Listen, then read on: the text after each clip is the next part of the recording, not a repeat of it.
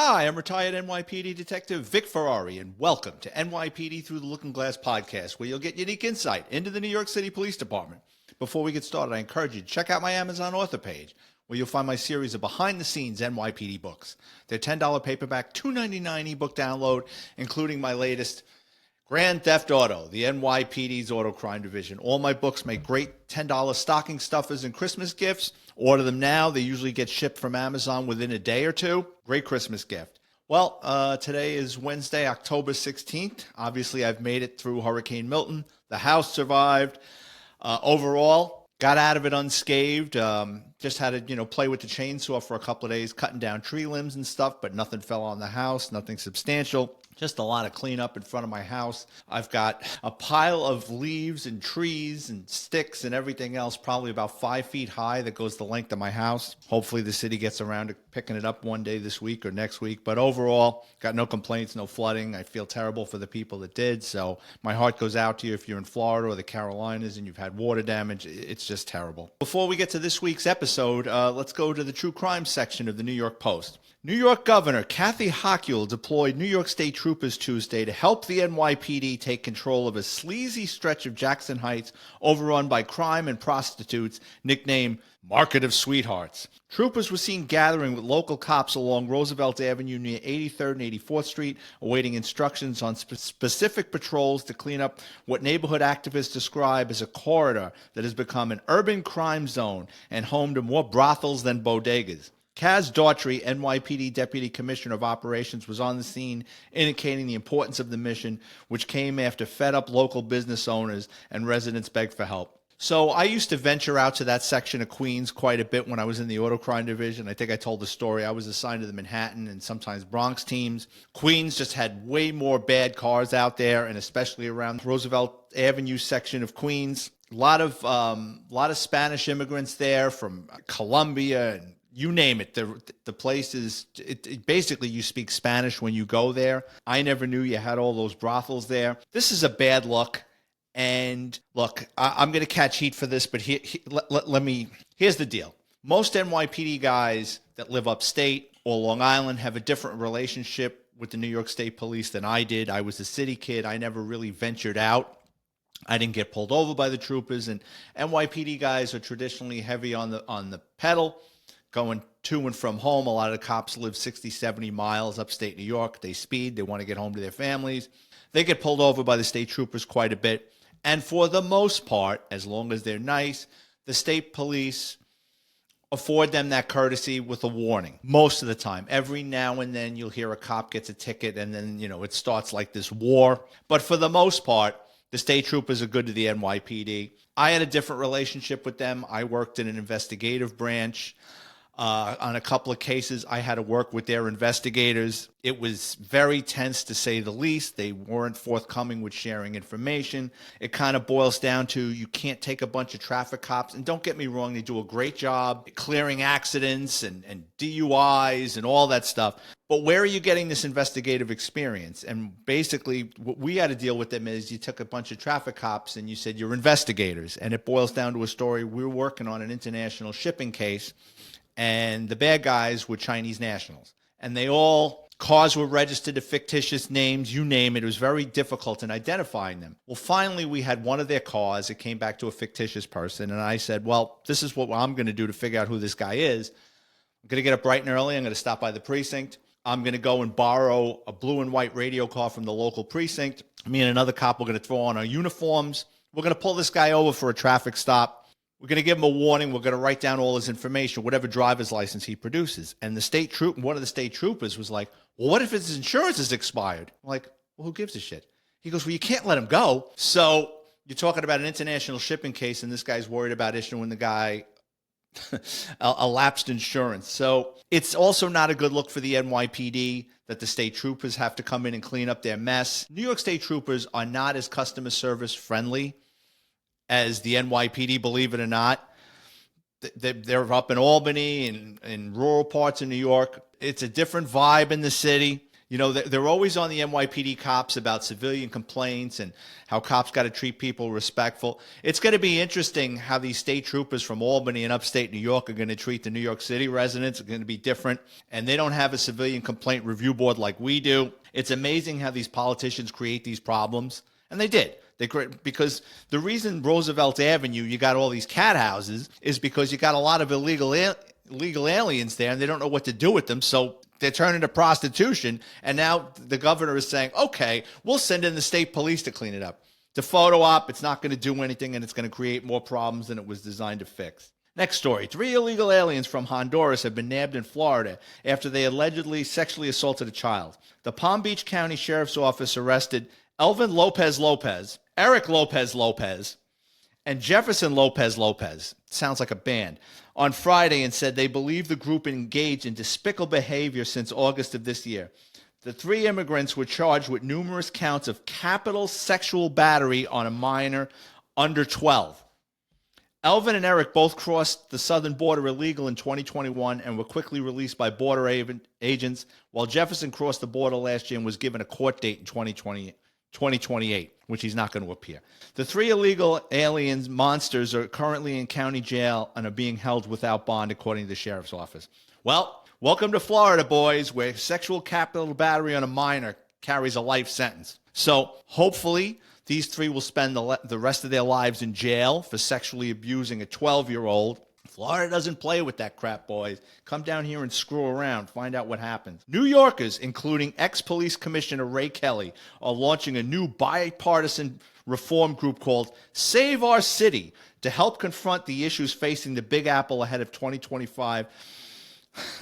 The Common Sense Center-Right Committee's co-founders are organizers that include Lieutenant Governor Betsy McCaughey, Junior's restaurant owner Alan Rosen, and former U.S. Attorney Mike Muskie, among other bigwigs. It sounds like they're circling the wagons trying to fill the vacuum that's going to be created when Eric Adams and his cronies get thrown out. New York City is in trouble, Ray Kelly said, the city's longest-serving NYPD commissioner. Save Our City can get it back on track with some of the best minds I know. Little Ray Kelly can't help himself. He has to chase that spotlight like a cat tries to catch the tip of a laser pointer. Where are all these great minds that he knew of to solve crime when he was police commissioner in the Dinkins administration, where crime was at all-time high? The press loves this guy because he'll never rock the boat. He'll say all the... He's a politician. He's not a police commissioner.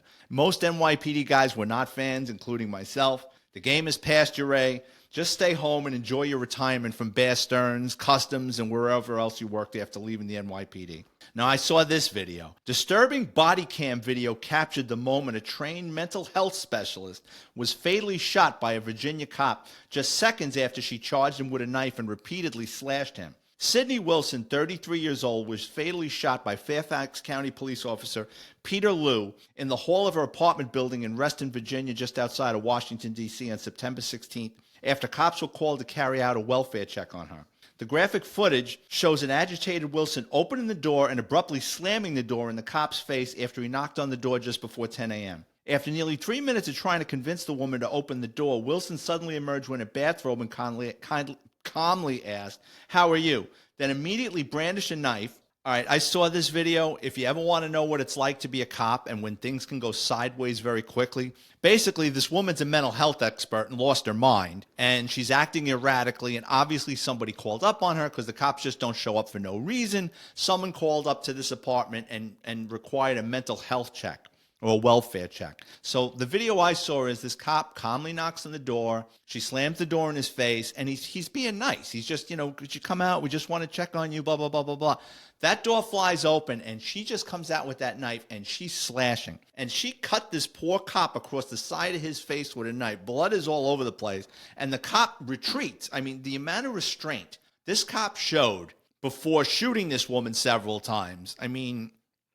he should have just shot her up front, but he retreated. He tried talking to her, and she kept coming at him with that knife, and he shot her. And, thank God for body cam footage, and that's the thing. Everybody thought the body cam footage, when cops went to body cams, that it was going to show cops abusing people and all this stuff. It showed.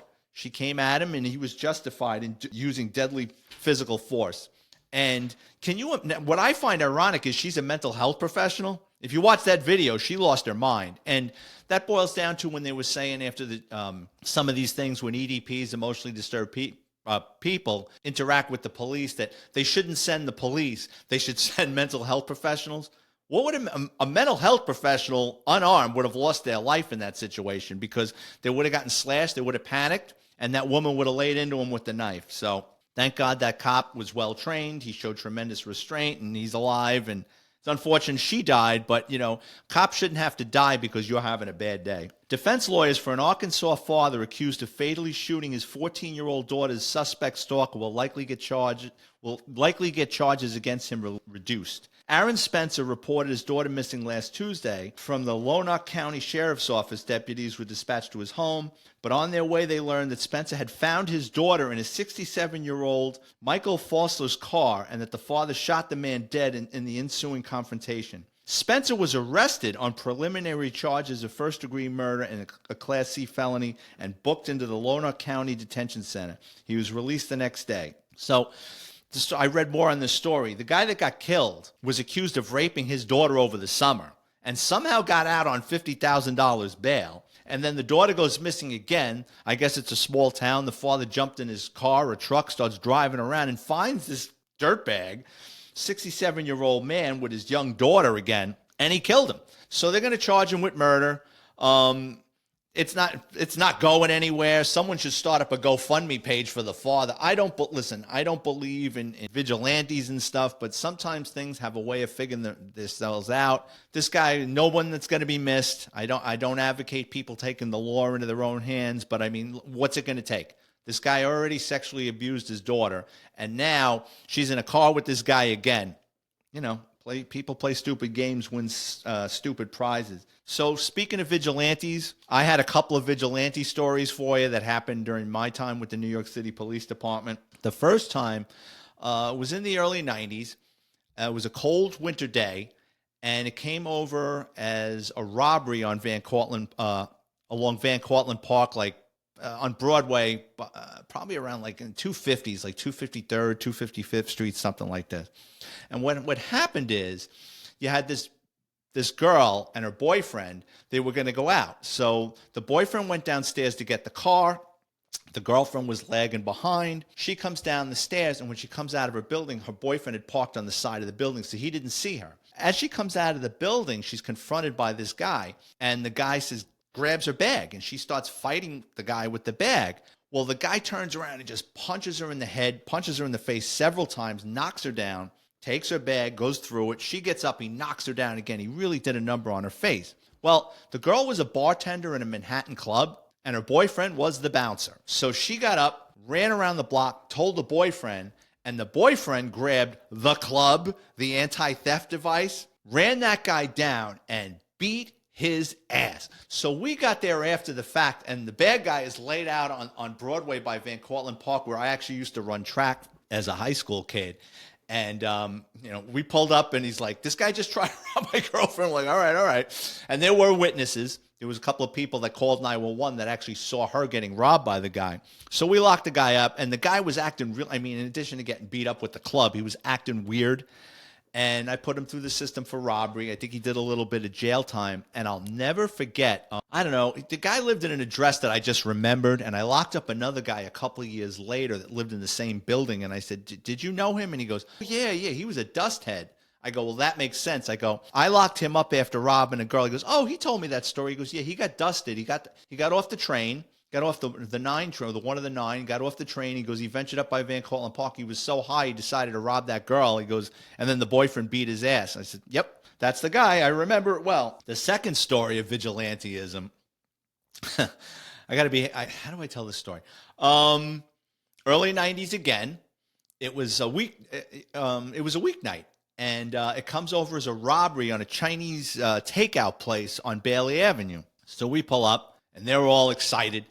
And their English was not good. And I says, all right, give me a description. Because the first car that gets there, you got to put that, before you even throw the complainant into the car, or even when you do, you start asking questions. How long in the past? What were they wearing? Direction of flight, right? So you can get that out on the radio so everybody in the perimeter can look for these guys, right? All I got from this Chinese guy is, he was black. They were black. There's two guys. And I said, what? They were black. Well, how old are they? They were black. So, okay. Central, I got two male blacks, a robbery, 5 minutes in the past. That's all I had. I think I got a bit of a clothing description. Maybe I mean, we're talking 30-something years ago. Maybe I got a little bit of a clothing description, but two black males, young. I remember what I got. So we're driving around. One of the radio cars says, hey, Vic, come down 231st Street on Albany Crescent, I think. So we go down there, and we pull up in front of, there was a cop Irish bar over there called P&K's, Piper's Kilt. Actually, former Major League Baseball umpire John McSherry used to go there. We pull up, and you see all these cops in their dress. There was a funeral that day. An NYPD member had been killed, and he had been buried that day, earlier in the day. And you see all these cops in their dress uniforms, and they're just going into Piper's Kilt. So it's like, what's going on? So I get out of the car with the Chinese guy, and as we get out, there's another Chinese guy with a cleaver. And he's jumping up and down and the two perps are unconscious in the street. And one of the Chinese guys, that's them. And he's jumping up and down with a cleaver. So what we found out was one of the Chinese guys in the restaurant went in the kitchen, grabbed a cleaver, and decided to chase these two. And they had pellet guns, which were recovered on the scene. And he chased them. Now, that takes balls, right? You got a cleaver and you chase them with, you think, of two guys with handguns. Chased them down Bailey, came down 231st Street. And as he approached Piper's Kilt, you had all these cops hanging out in front of the bar. They see the Chinese guy. They see these guys with pistols in their hands. They're lucky they didn't get killed. What I surmise is the cops outside the bar lit up, cracked the two bad guys, knocked them down, and went back into the bar. But they were positively ID'd by the Chinese guy with the cleaver. And I think my partner took the collar. So, again, I don't advocate vigilanteism, but sometimes people will step up and the bad guy gets it in the end. What else do I got? So I waste a lot of my time looking up things from my childhood, and I remember incidents and things that happened. And I remember as a kid, I loved football. Loved it. I still do. And I remember when I was a little boy that there was something about some guy tried to land a plane on the football field right after a Colts-Pittsburgh Steelers game. So for whatever reason, I was looking it up last night, and the story is just, it's bizarre. So I'm going to read some of it. On December 19th, 1976, Donald Crona crashed a light plane on the stadium's upper deck 10 minutes after the Colts-Steelers playoff game. More than 60,000 spectators were emptying the stadium after the Steelers' 40-14 victory in the AFC playoff game that left fewer than 3,000 fans at the stadium. Earlier that day, Crona had been recently fired from his job as an MTA bus driver for unsatisfactory work performance and decided to land his plane on the football field after the game. Police pulled Crona from the wreckage, dazed but unseemingly hurt. He was charged in the Northern District Police Station with malicious destruction of property, flying recklessly, and violating a law that prohibits flying over the stadium. He was taken in for psychiatric evaluation. Inside the plane's cockpit, police found a roll of toilet paper and a can of yellow spray paint and a note to Colts quarterback Burt Jones. Crona told police his nickname was Blue Max and had been arrested by Baltimore County Police early in the month and charged with reckless flying, littering, and making a bomb threat against Bill Pellington, a former Colts player who owned the Timian restaurant. Crona was angry at being ejected from the restaurant and flew over several days later, dropping rolls of toilet paper and a bottle on the restaurant roof. He was found guilty of the charges and sentenced to 2 years in prison. I didn't try to kill anybody. I'm sorry it happened. I can't see out of my right eye after getting hit by a pipe in city jail. I mean, talk about a guy that's lost his mind. But the story gets more bizarre than that. 3 years after, Crona was arrested and charged with stealing 2 Greyhound buses from the Dulles International Airport, where he was employed as a bus driver. And I got another article about it. He steals these 2 Greyhound buses. Obviously, he doesn't know what to do with them. So he hides one in what it looks like a school bus yard. The other bus he's trying to hide, and he gets stuck in the mud. And the cops see a Greyhound bus stuck in the mud. The guy's not wearing a bus driver uniform. They run the plate. The bus comes back stolen. This guy goes back to jail. He died 11/4/2013. I don't know what it is with Baltimore and these stories, because I don't know if you guys remember, but in 2012, Baltimore Orioles legend Cal Ripken's mother was abducted at gunpoint near a home in Maryland and was driven around blindfolded by her abductor. She was found unharmed 24 hours later, and the case has never been resolved. I remember Cal Ripken offered this tremendous reward for it, and I mean, the woman was shaken. Guy went to her house. She was outside or something, or he knocked on her door. Somehow got her in his car, tied her up, and was driving around with her for the day. But she was unharmed. I know Mrs. Ripken has passed over the last couple of years, and that kind of reminds me of early in the 90s, there was a guy, he was involved in a couple of shootings.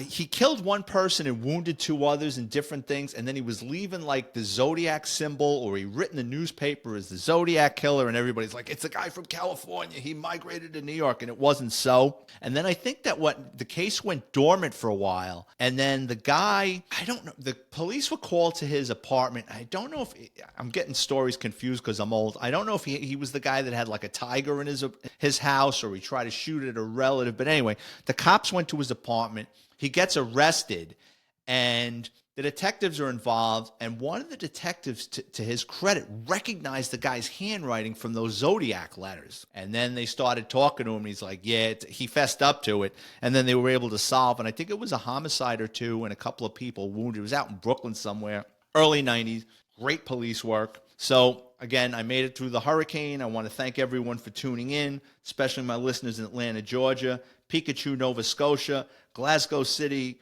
Glasgow, home to my favorite movie, Trainspotting, Spring Valley, New York, Crown Point, Indiana, and Revere, Massachusetts. If you work in law enforcement or have an interesting criminal background, please send me a note on Twitter, Instagram, at VicFerrari50. If you like the content, check out my Amazon author page. Type in my name, Vic, Ferrari like the car, where you can preview all my NYPD books for free, including Grand Theft Auto, the NYPD's Auto Crime Division. Christmas is coming, the $10 gift for your loved ones. If you're watching on YouTube, please hit the subscribe and like button. And I want to thank everyone again for tuning in, and I'll see you guys next week.